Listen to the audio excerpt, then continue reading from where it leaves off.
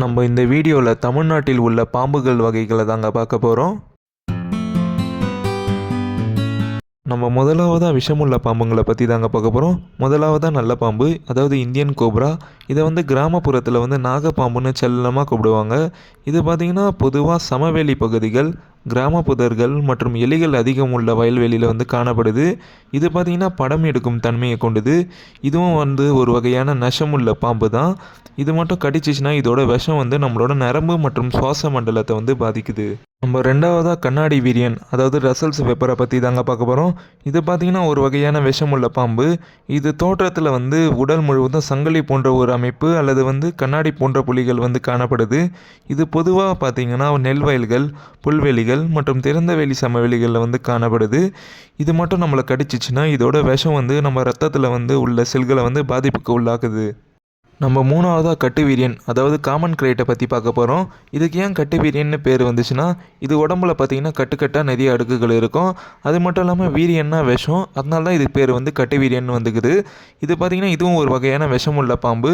இது பொதுவாக பார்த்திங்கன்னா வயல்வெளிகள், கரையான் புற்றுகள், கற்குவியல்கள் மற்றும் வீடுகளோட இருந்த பகுதியில் வந்து காணப்படுது. இது மட்டும் நம்மளை வந்து தாக்கிச்சுன்னா இதோட விஷம் வந்து நம்மளுடைய தசைகளை வந்து செயலற்றதாக்கிவிடும். அது மட்டும் இல்லாமல் மூச்சு மண்டலத்தையும் வந்து செயலிழக்க வைக்கும். இதால் பார்த்திங்கன்னா நம்ம ஏறத்தாழ 1 மணி நேரத்தில் வந்து நம்ம இறந்துடுவோம். நாலாவதாக சுருட்டை வீரியன், அதாவது சாவ் ஸ்கேல்டு வைப்பரை பற்றி தாங்க பார்க்க போகிறோம். இதுதான் இந்தியாவிலே மிக சிறிய மற்றும் அதிக நச்சுத்தன்மை கொண்ட 4 பாம்புகள் வகையில் ஒன்று. இது பொதுவாக பார்த்திங்கன்னா 1 அடியிலேருந்து 2 அடி வரைக்கும் வளருது. இதோட உடல் பார்த்திங்கன்னா பழுப்பு நிறத்துலையும், தலை வந்து முக்கோண வடிவிலையும், கழுத்தை விட ரொம்ப அகலமாக இருக்குது.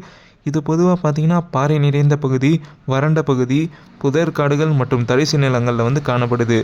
இது மட்டும் தனக்கு ஒரு ஆபத்து நேருதுன்னு உணர்ந்துச்சுன்னா தன்னோட உடலை வந்து 8 வடிவில் சுருட்டின்னு புஷ்ஷுன்னு ஒரு சவுண்டு போடும். இது மட்டும் நம்ம மனுஷங்களை வந்து கடிச்சிச்சுன்னா இதோட விஷம் வந்து நம்ம ரத்தத்தை வந்து உறைய வச்சிடும்.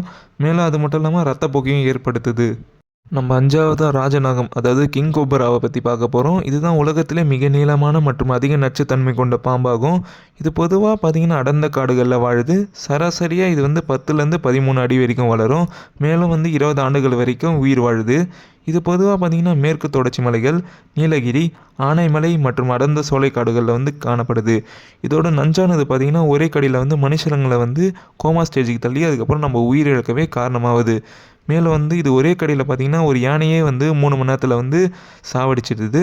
மேலும் பார்த்திங்கன்னா இது வந்து நஞ்சில் வந்து குறைந்த அளவாக இருந்தாலும் ஒரே கடியில் வந்து 6லேருந்து 7 மில்லி வரைக்கும் செலுத்துது.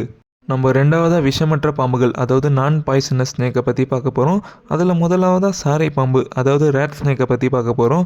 இதை பொதுவாக பார்த்திங்கன்னா விவசாயிகளோட நண்பன்னு சொல்லுவாங்க. ஏன்னு கேட்டிங்கன்னா மனிதர்களுக்கு வந்து இது எந்த தீங்கும் செய்யாது. அதே சமயத்தில் வந்து வயல்வெளியில் இருக்கிற எலிகளை வந்து இது கொன்று சாப்பிடுது. இது பார்த்திங்கன்னா பொதுவாக 1.5 மீட்டர்லேருந்து 3.5 மீட்டர் வரைக்கும் வளருது. அதே சமயத்தில் வந்து இது புறநகர் பகுதி, தோட்டம் மற்றும் வயல்வெளிகளில் வந்து காணப்படுது. மேலும் எலிகள், தவளைகள், அணில்கள், சிறிய பறவைகள் மற்றும் முட்டைகளை வந்து தன்னோட உணவாக உட்கொள்ளுது. ரெண்டாவதாக மண்ணொலி பாம்பு, அதாவது சாண்ட் போவை பற்றி பார்க்க போகிறோம். இது பார்த்திங்கன்னா நச்சற்ற ஒரு சிறிய வகை மலைப்பாம்பு வகையை சேர்ந்ததாகும். இது பார்த்திங்கன்னா பொதுவாக வந்து தடியாக உருளையாக இருக்கும். அது மட்டும் இல்லாமல் இதுக்கு வந்து ஒரு சிறிய கண்ணும் இருக்கும். இதோட வால் பகுதியிலும் பார்த்திங்கன்னா தலையை போலவே இருக்கிறதுனால இது வந்து இரு தலைமணின்னு சொல்லுவாங்க. இது பொதுவாக பார்த்திங்கன்னா மண்ணை தொலைச்சி வாழும் பழக்கத்தை கொண்டது. மேலும் தன்னோட இரையை பார்த்திங்கன்னா சுருட்டி நிறுத்தி கொன்று சாப்பிடுது. இது பொதுவாக பார்த்திங்கன்னா மணல் நிறைந்த பகுதி மற்றும் விவசாய நிலங்களில் வந்து காணப்படுது. இது எலிகள் மற்றும் பிற பாம்புகளை வந்து உண்ணும் பழக்கத்தை கொண்டது. நம்ம மூணாவதாக இந்திய மலைப்பாம்பு, அதாவது இந்தியன் ராக் பைத்தானை பற்றி பார்க்க போகிறோம். இது வந்து நட்சற்ற மற்றும் பெரிய மற்றும் மிகவும் சக்தி வாய்ந்த பாம்பு. இது பொதுவாக பார்த்திங்கன்னா அடர்ந்த காடுகள் மற்றும் மலைப்பகுதிகளில் வந்து காணப்படுது. இது என்னதான் நச்சுத்தன்மை இல்லைனாலும் மிகவும் கூர்மையான பற்கள் இருக்குது. இதை வச்சு தன்னோட இரையை வந்து கவி பிடிச்சி அதோட உடலை வந்து இறுக்கி தன்னை கொன்று வந்து அது சாப்பிடுது. மேலும் இது பார்த்திங்கன்னா மேற்கு தொடர்ச்சிகள் மற்றும் நீர்நிலைகளை ஒட்டியுள்ள பகுதிகளில் வந்து காணப்படுது. பாலூட்டிகள் மற்றும் பறவைகளை வந்து தன்னோட உணவாக உட்கொள்ளும் பழக்கத்தை கொண்டது. இதோட இந்த வீடியோ முடியுது. இந்த வீடியோ பிடிச்சிருந்தால் லைக் பண்ணுங்கள். இந்த மாதிரி யூஸ்ஃபுல்லான இன்ஃபர்மேஷனுக்கு நம்மளோட ஒன் டே ஃபார் யூ சேனலை மறக்காமல் சப்ஸ்கிரைப் பண்ணுங்கள்.